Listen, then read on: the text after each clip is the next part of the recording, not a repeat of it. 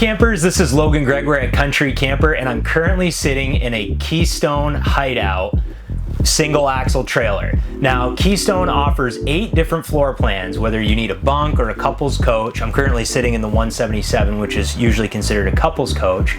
But the exciting thing about Hideout is that they have released their new Decor, which features white shaker cabinets, matte black fixtures. It has a pressed countertop, which actually has a concrete look, and we have new wood look floors. They've also upgraded the faucet, so the interior in this Hideout is going to be totally upgraded, different from any other RV that you're going to see out there. And Hideout is so excited about this new interior in their single axles that they're actually going to bring it over to their retreat destination trailers. On the exterior of the Hideout, there's been upgrades which include a pet leash attachment, which is really convenient for, you know, bringing your furry friends along.